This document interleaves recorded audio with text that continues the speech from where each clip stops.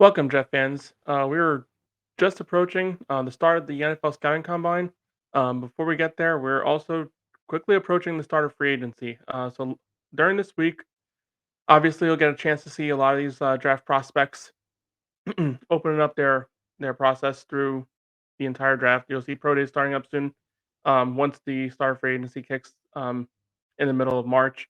But what I'm going to do today is I'm going to go in and kind of delve into some of these free agent offensive lineman position players. And I'm going to start kind of going through over the next few weeks as we kind of wind down towards the start of free agency, that first chance for this team to really start, developing this roster and bring in some more talent.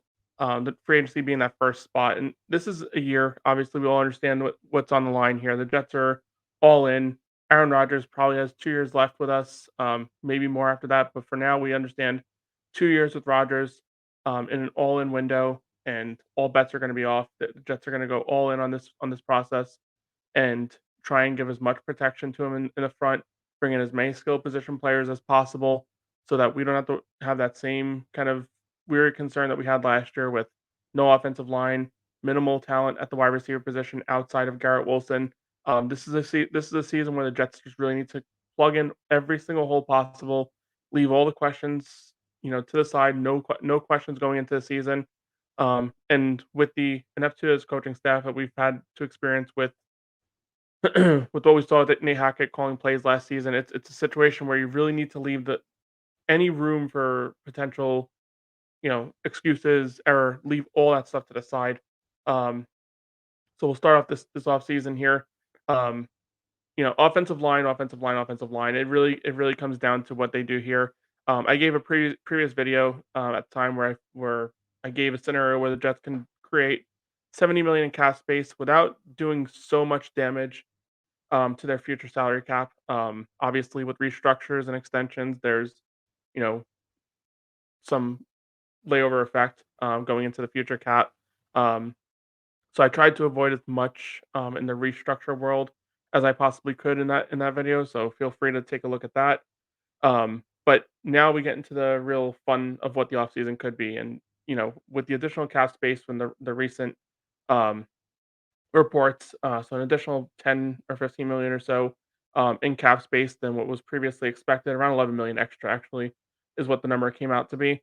It gives the Jets a little bit more flexibility. Obviously, the biggest question for concern with this Jets roster is what they're going to do with Bryce Huff. Hopefully, some of that additional cap room makes that decision a little bit easier for this front office to make him a priority. But that's a conversation for a different episode.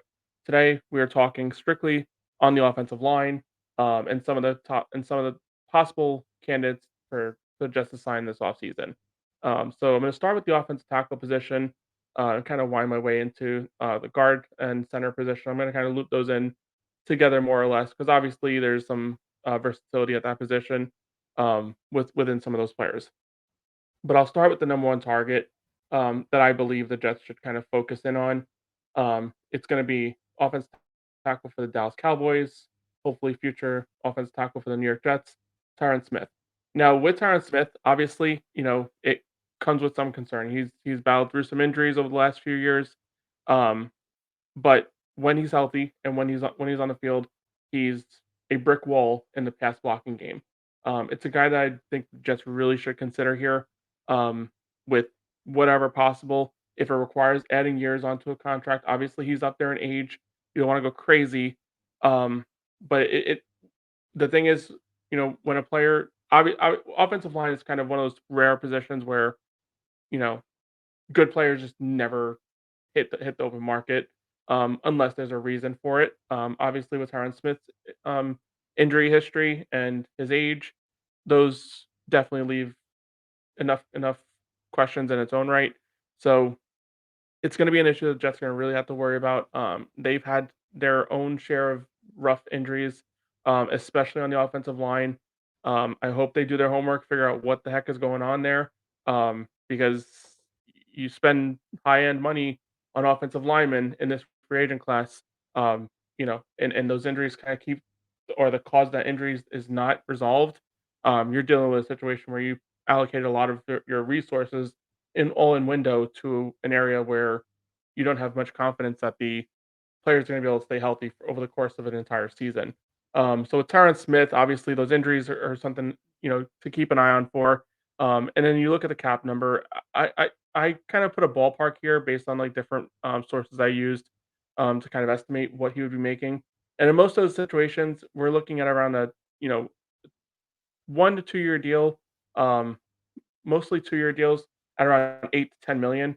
Here's the thing: Jets are going to have to compete with all these other teams, and when offensive linemen become available, it's rare. And when good ones are available, all the great teams are going to kind of look into that position and try and upgrade for potential Super Bowl run. Jets are included in that group, so they're going to have to compete with these other teams for top end talent. And something that we've noticed with Joe Douglas over the past few years when he was kind of going through this rebuild process, it was always an eye on the future. You know let's not go crazy with offering a player that we believe we want to pay 13 million to. Let's not pay that $16 million because that's what another team is offering. Um, if that's the case, let's save those resources, allocate them somewhere else, and move forward with however we can improve this roster. I don't know if the Jets really have that luxury this year, with this being an all-in window and having such a have failed the offensive line rebuild in many different areas. I know we have AVT. I know we have Joe Tippmann. I know um, that's really the extent of where the Jets stand right now with the offensive line. You do have Laken Tomlinson, but they failed on the offensive tackle position. There's not much talent there. Obviously, Max Mitchell is a guy that we did draft well. He's been able to contribute, but you're not really looking to go into a season with Max Mitchell as your primary offensive tackle, whether it be the right side, which is ideal spot, or a swing spot. So swing would be perfect for him, but the Jets really need to go into this offseason and really kind of hammer down whoever's going to be that left tackle. And in this particular scenario, getting a guy like Tyron Smith, he has injury history. You're going to have some sort of fallback option, someone else that can kind of, you know, play that left tackle spot and pull it down should he miss any time. But I think all signs point to this guy being the number one option for the Jets. Moving forward, another offensive tackle position spot, um, Trent Brown from the Patriots. I have him going around 8 million per year. My cause for concern with Trent Brown is we've already seen him outside the Patriots organization. We've seen him a couple years with the Raiders, and it wasn't a great sight. He went back to the Patriots, played well. So it's definitely something with system familiarity. But a bigger concern that I have here is, and it's similar concern that we had with Mekhi Becton, those weight concerns. There's got to be some sort of leverage, some sort of you know restriction on the contract. Similar to what you kind of would expect with like a workout bonus type of thing, just like some sort of way of keeping him kind of motivated. If it's a per game type of thing, something just to keep him at the facility, managing his weight. But regardless of that, he's a guy who played playing left tackle. And someone the Jets can use on an offensive line. Again, this is a situation where you have to go into the season and understand that it's a player that could miss some time. Those weight concerns we saw it first and foremost with Mekhi Becton. Um, Jets should really kind of take a look at this one here. But again, you're looking at the offensive line. Not many of these guys become available in free agency. So when one does, you got to do whatever possible to bring him in. And I kind of put that cost at around 8 million per year.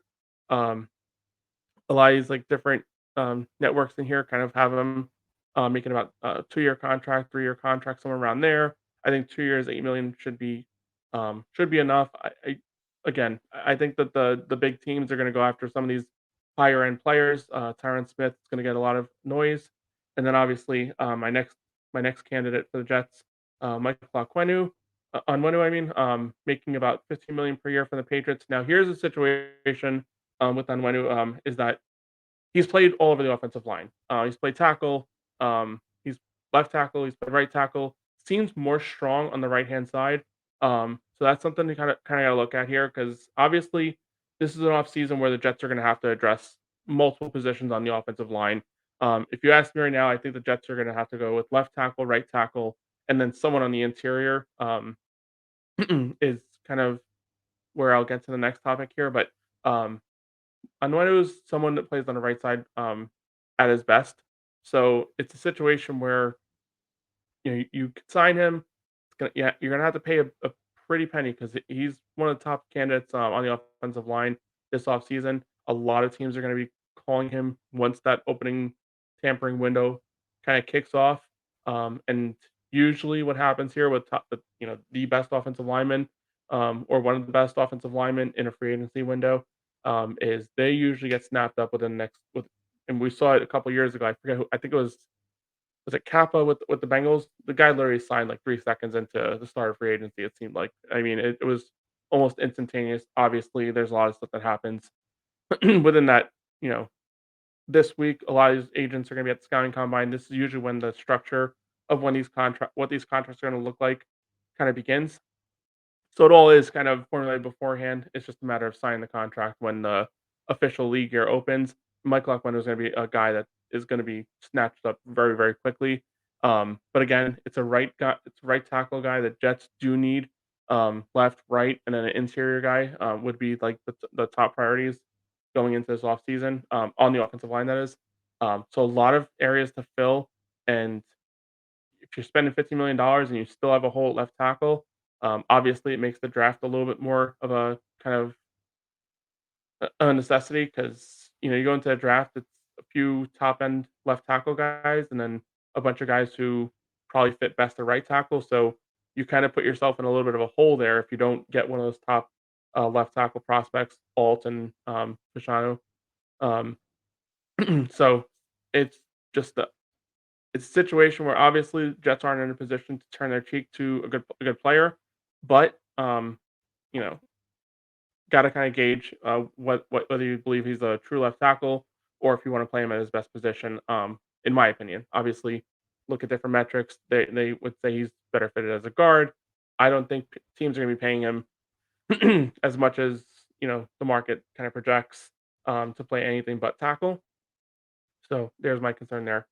So once you get through that first tier, obviously there's other notable players on the market that I'm not going to dive too much into, but good players that the Jets can bring in at reasonable contracts. And I do think, especially if you go for a guy like Tyron Smith, some of these other players are ones you definitely want to look at. But again, offensive linemen hitting the market, they want starting jobs. Um, but Jonah Williams, George Fant, former Jet, played here at Texans, guy that Jets can definitely look at as a potential upgrade. Um, and then Donovan Smith from Kansas City, another option. None of these guys really kind of cracked my top few players because they're. I think if you go into a season and these are your top hits in free agency, there's a little bit of cause for concern there. But I'm going to go into my fourth offense tackle prospect, and it's one that maybe a lot of Jet fans would kind of turn their head to. But if the Jets really missed out on any of these top three guys, whatever, the next possible option is bringing back Mekhi Becton to the Jets. Listen, we all understand Mekhi had a bad year last year. We all understand that he's played very limited snaps over the previous few years, but he also played his first full season last year, in his first real true full season because his rookie year, there was a lot of misses, and he did miss a game this year as well. But for anyone that's just really kinda just, like, turning that eye towards Mekhi Becton returning, yes, it's likely, especially if the Jets upgrade with one of the guys I mentioned previously, it's definitely possible that he could be on his way out. That's not really kind of gonna hit you big on any kind of theories there. But fact of the matter remains, he's someone with potential. It's last year was not a great year, 100%. Hence why he's probably going to go on a 1 year deal, try and prove himself. Maybe a full off season, not worry about rehabbing that knee, which he's done over the previous few years. Maybe a full off season where he's actually working on his technique, refine those areas of his game. Last year, the goal was to play as many games in a season as possible and I feel like he hit that goal with flying colors. As far as the product on the field, it wasn't great. It needs to be better. Um, again, I'm going to kind of loop this in with the other options here. A situation where you bring back Mackay as your primary offensive lineman isn't an ideal one. However, it's one that we definitely need to brace ourselves for if the Jets miss on any of these other top guys. And it's definitely cause for concern on Joe Douglas's negotiating tactics because I understand you don't want to be all in on a player and kind of play foolish, I guess, with your thoughts and your possibilities. But I mean, they have got to think outside the box this offseason. Maybe do something outside their comfort zone to nail one of these guys because you have a situation here. Aaron Rodgers coming off a major injury, got to keep him upright. Cannot have the situation we had last year where this offensive line was basically looking, you know, lost at times. Um, Coaching has to be better. The players have to be better in front, and the best way to resolve that problem is to bring in great players, and that's nothing easy to say about that. Um, so obviously, went through the offense tackle spot. I'm gonna kind of flip it into the center position and then work my way back out with the guards. I'm gonna start with probably a guy that I'd say the Jets needs to be really like kind of doing their homework on. Probably one of the better options at center in this offseason. And there's a few options there, but a guy that I would really kind of take the time and focus in on is Denver Broncos center Lloyd Cushenberry. Here's a guy I actually liked coming out of college. I was really hoping the Jets would um, draft him. I think he got drafted in the third round, if I'm not mistaken. I think the Jets actually had a third round pick, and he got picked after them. I could be wrong on that, but I feel like I remember being a little irritated that they passed on him, and then he went a couple picks later. But again, I could be wrong on the timing of that. But here's a guy that I did like coming out of college, and a guy that the Jets really should kind of focus in on. Now, when you look at this offensive line, the way it's structured, um, you have Joe Tippmann, who can play guard or center. You have AVT, who can play basically everyone on the offensive line except for center. Uh, and the only reason I say he can't play center is because I haven't seen it. Not that he can't do it. He's played every other position very, very well. But with a guy like Lloyd Cushenberry, you can literally move the offensive line to the right. You would move. You obviously Lloyd Cushenberry would be your starting center. I wouldn't think that Tippmann would get the start over him. I think Tippmann actually probably plays a little bit better as a guard, in my opinion as well. So you'd move Tippmann to guard, and then AVT would kick out to right tackle. You solve the entire right side of the offensive line, well, center to right of the offensive line. You still have that hole at um, left guard, but I'd much rather solidify an entire side of the offensive line and then worry about left tackle because I mean no team has 5 great offensive linemen. It's very rare to find that. Usually there's a guy in the offensive line that benefits from the players around him. It's usually the way it is. And this is a situation where the Jets would really solidify 3/5 of the offensive line with one signing. You'd move everyone out. We know AVT can play right tackle very, very well. He's played in college. He's played in the NFL, played well. He even played left tackle. So there's a possibility that the Jets cannot address left tackle in the draft under these circumstances. That you can there's a world where AVT can move to left tackle, and then you draft a right tackle, maybe a guy like Fuaga, somebody who can play the right spot, and you have your options there. Obviously, I kind of ignored that with the Onwenu conversation above. I do think that the Jets are in a situation where they do want to play players at better at ideal positions. I don't know that AVT playing left is the best world for him. I think he's better suited on the right tackle spot, just because he's had experience there in college. He's played left as well in college, but I think he just seems more comfortable on the right hand side. So keeping that offensive line moving to the right, and then worrying about the left, whether it be in the draft, if you get a guy like Tyron Smith and Floyd Cushenberry, and really kind of put an end to the needs on the offensive line, that would be an outstanding way of spending $22 million in free agency. Might cost a little bit more, but you go into free agency and you solidify the entire offensive line. Obviously, there's more concern with the left guard spot. I do think there needs to be an upgrade there. I don't think the Jets going into the season with Laken Tomlinson as your primary left guard and no backup plan for that. I went into it in my last video as well, an opportunity where the Jets could um, cut Laken Tomlinson with a post-June designation. That would save $13 million in cap space.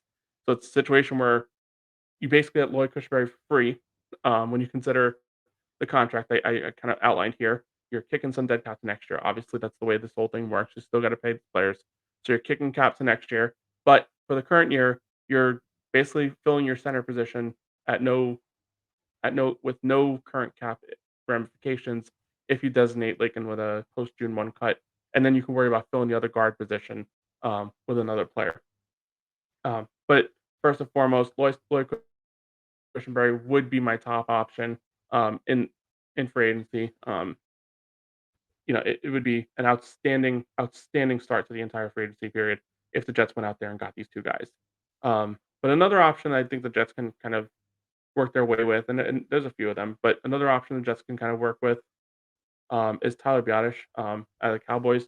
Maybe the Jets go full Dallas Cowboys and try and reinvent the great Dallas Cowboys offensive line by bringing in Terrence Smith and Tyler Biotish. But $7 million per year. He's There are better options than Tyler Biotish. I do understand that, and I wouldn't be so in the ropes of Jets going full in on this guy just because there are better options. I'd probably consider more of the idea of getting guard positions filled, um, as opposed to Tyler Biadasz. But the beauty of this position is you get the whole Wisconsin offensive line here, basically working its way in. You have Biadasz and then obviously another former Wisconsin center, Joe Tippmann. My question is, would the Jets do that? I think for the Jets to move Tippmann out of center into the right guard spot, there's got to be somebody that's forces the move, not necessarily somebody that they just bring in. I know they did it last year with McGovern, so maybe that is the case. But we also saw that Tippmann could play center pretty well. He's not terrible at it. I think he's better at right guard. Um, but when the Jets drafted him, they drafted him as a center. I think that was their intention. I think that's the reason why they went kind of deep into free agency before kind of coming to an agreement with McGovern to bring him back last year. So I don't know if this is a situation the Jets would kind of fall in on for a guy like Biotish. I think they would probably consider upgrading at the guard spots over a guy like this. But for a guy like Lloyd Cushenberry, who's you know, I mean, he's definitely way above average center. Um, I think the Jets would make a move like that for a player of his caliber. Um, so just kind of picking your poison here. Moving forward, another guy that's an option here, Connor Williams. Issue here, obviously, his ACL. Um, I put here $14 million per year. That's what some outlets are kind of ranging him at. I think just because of the injury, I think it goes down a little bit lower than that. And I also saw 3 years out there. Maybe a team desperate for offensive line help makes a move like that. I mean, depending on how his medicals come back, I don't know that there's been much to it as far as when he would be back during the season. But the Jets aren't in a position where they can go a month without a starting center and a guy that they paid handsome money for. I think at the end of the day, Williams probably signs back with the Dolphins um, for somewhere around 8-10 million.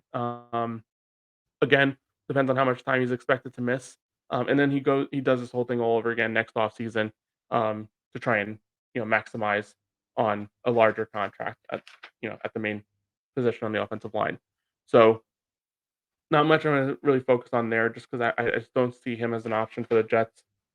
Again, based on injuries, Jets have had an issue with injuries, and just based on the fact that he may miss some time as the season begins. But he's still a young guy, 26, 27 years old, somewhere in that range. So he can definitely take this year as like a kind of prove it type of year again after his injury, and then kick it to um, the 2025 offseason and try and maximize and get like a 3 or 4 year contract at that point in time. The last center option that I have here is Aaron Brewer. He's someone that's uh, kind of gained my interest here. He's played under the Jets' current offensive line coach, Keith Carter. Um, you know, and he wouldn't come at a high cost. Around 7 million per year is kind of what a lot of these outlets are kind of projecting him as. I kind of go back to the whole situation with Pittman. Is Aaron Burr a guy that Jets are going to kick him to the side for? Um, maybe, maybe not. Um, I just think there's a lot of like kind of benefit to refortifying the center of this position, the center of the offensive line, and kicking things to the side, kicking things to the right on the offensive line. But again, Brewer has familiarity with Keith Carter. He's you know, so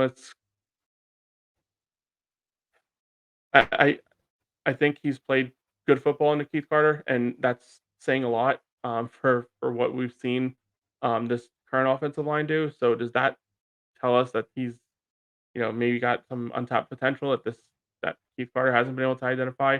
Um, the Titans did not have a great offensive line last year either, so I'm a little bit not in favor of this so much, but it's something to keep your eye on. Maybe if his market goes down, um, teams aren't kind of falling for it or kind of going crazy for him. Maybe his price tag goes down and the Jets can make a move on him as a quality depth option. But I just don't know that this is the best option. I just put him out there because of his familiarity with our current offensive line coach, who the Jets are. Let's be honest, Jets are for whatever reason obsessed with him. They've made it many points to kind of identify that they're just not moving on from him, Keith Carter. That is for really any reason. So if it's a guy that has played with him previously, and I think this says a lot to Keith Carter in his own right. Um, Here's a guy who's a free agent and probably won't cost too much. The Jets have needs on the offensive line. You would think that maybe like a player that's played with him previously and played a few good years under him would have interest in kind of rejoining, especially with a team that has a Hall of Fame quarterback. I think this kind of a player like this, obviously the Jets get Lloyd Cushenberry, they're not going to go after Aaron Brewer. But if they miss out on him, they're gonna have they're gonna have to work on this offensive line in different areas. And a guy like Aaron Brewer would be someone that you would look at and say, okay, here's Keith Carter's shot.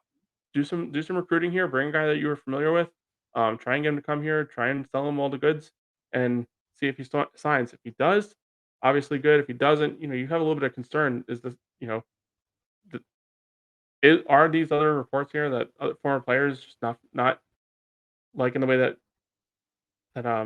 Keith Carter coaches? Are some of those true? Um, Obviously, we'll have our opinions on that. I have kind of voiced it previously, but that's obviously a story for a previous day. We're kind of stuck with the coaching staff we have. Not really too much to beat on the bush on that one. Um, just a guy that I thought about. Jets could use him. Could he be an upgrade? Maybe, but definitely a solid depth piece because the Jets need plenty of those, as we know from the previous year. So that was my center position options. Obviously, like I said, the of these guys, I think that the best option would be Lloyd Cushenberry because of his ability. These other guys are options, but I don't think it's practical because we have a young center in Joe Tippmann that played the position well, um, and would only envision a situation where we move from outside to right guard if the player we're bringing in is elite caliber. Going over to the guard position, here's a little bit of a pipe dream. I don't think he even becomes available. I think the Rams will eventually come to an agreement with him. But regardless, Dotson is great. He would fit the Jets' offensive line beautifully. He would do amazing things for us.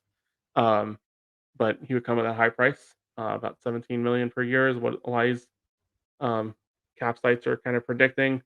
Um, when you look at this Jets offensive line, bringing in a guard that's 17 million per year, you do have that position with Laken Tomlinson where he's making a lot of money. Again, you could release him and you could pay off a lot of what's going on here with Dotson or one of these other options. Um, but the Jets have to fill the two offense tackle spots and the guard position however possible, however it's done, whether it's like I mentioned before, moving the offensive line to the right and filling in two interior offensive line spots, or filling in the two tackle spots and one interior spot. However it gets done, bringing a guy like Dotson kind of takes a huge hit on your cap at a position that many don't consider premium unless you know, you have the rest of the offensive line filled out, you're missing one player. We've seen it happen plenty of times with, Kansas City did it with Tooney, in a year where their offensive line was completely in shambles, fixed the offensive line 1 year, and were fantastic the following year.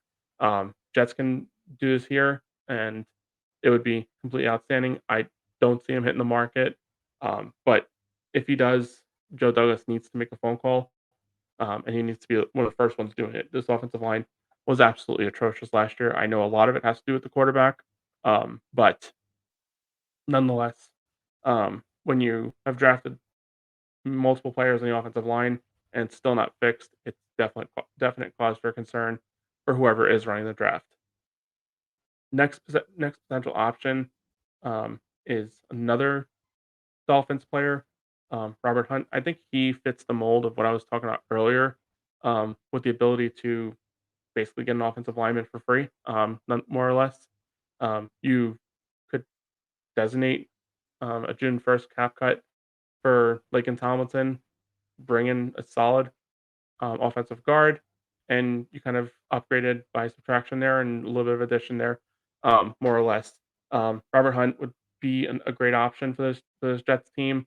The area concern I have going into last year, there was a lot of concern over the Dolphins' offensive line, and then this year, not so much. That cause kind of went away, and you have a couple of Dolphins players on this list, with Hunt and Connor Williams.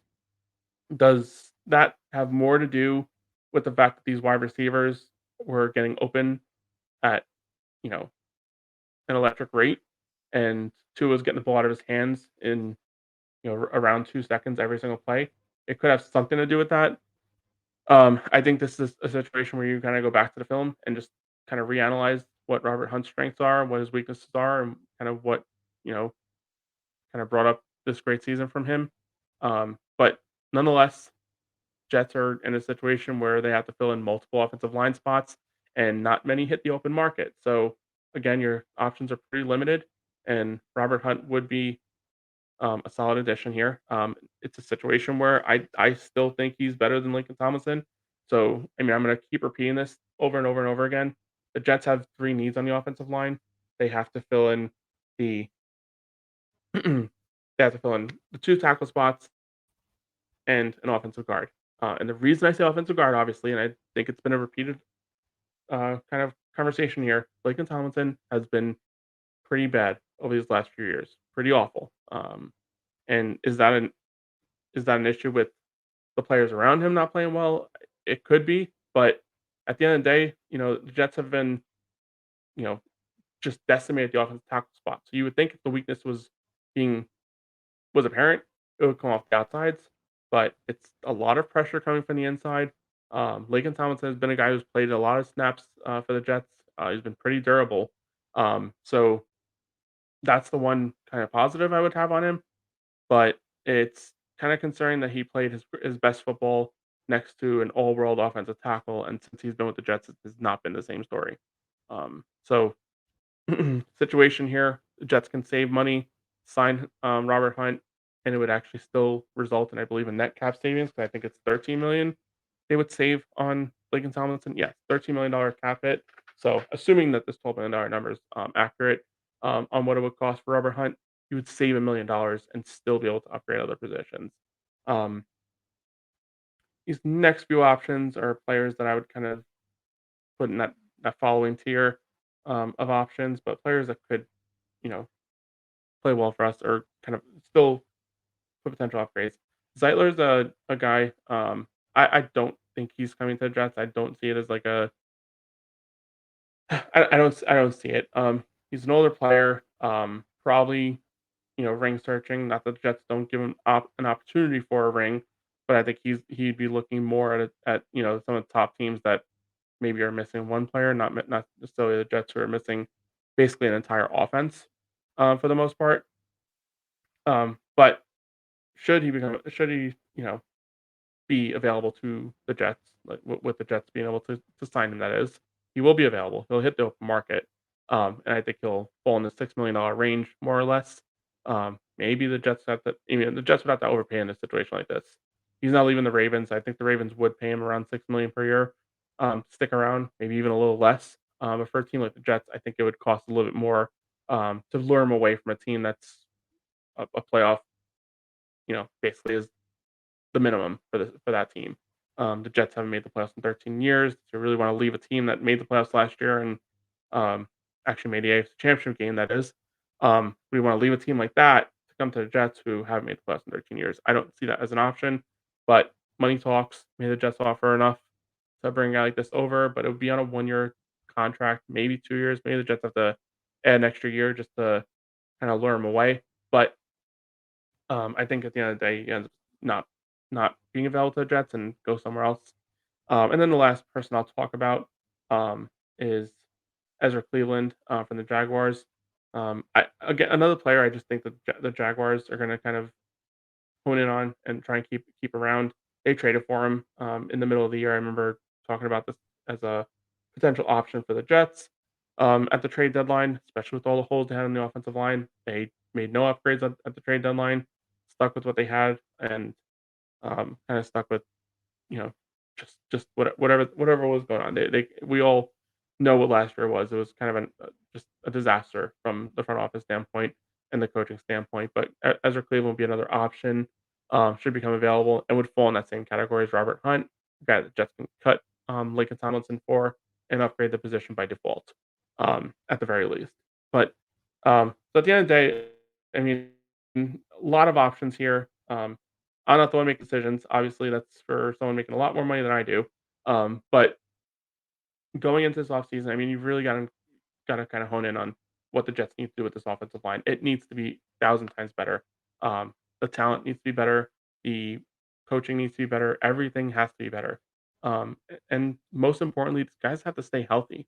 So, there's a lot of, red flags here with some of these players, whether it be weight, whether it be, availability in previous seasons, availability going into the season, for a guy like Connor Williams, obviously, who should he have been healthy, I would have put him in that category of Lloyd Cushenberry. I think he would be a guy that the Jets should call first and foremost. You've one, get a really good player at the center position on your offensive line, and two, you take him away from your one of your division rivals. Not that that should ever be like a first and foremost reasoning for getting somebody, but definitely something you put on the pros and cons list on the pros side. But at the end of the day, there's a lot of areas where the Jets need to improve on this offensive line. 3 spots need to be upgraded. That's a tall ask in one off season for any team. For the Jets, it's a necessity. We're in an all in season. You have the beauty is we have multiple options. We have the free agency, we have the draft, and then maybe there's some cap casualties post June 1 that kind of lure their way out. There are other options out there too. Cam Robinson is another guy from the Jaguars who has been kind of linked as a potential cap cut candidate. Bakhtiari is someone who will most likely, pretty much definitively become available, but he has his own injury concerns. So, a lot of work to be done by this Jets front office, this Jets team, doctors, and whoever is responsible for figuring out what the heck is going on with these constant injuries on the offensive line. It's been 2 years of this, 2 years of this mess of this offensive line just kind of being decimated by injuries. Let me know what you think. Leave a comment down below if you don't mind. And most importantly, to help me grow, please like and subscribe to my channel. It's how I grow. Trying to get this channel up and running. Best way for me to produce more content is more followers, more subscribers, more comments, more way to connect with you fans, and most importantly, let's go Jets.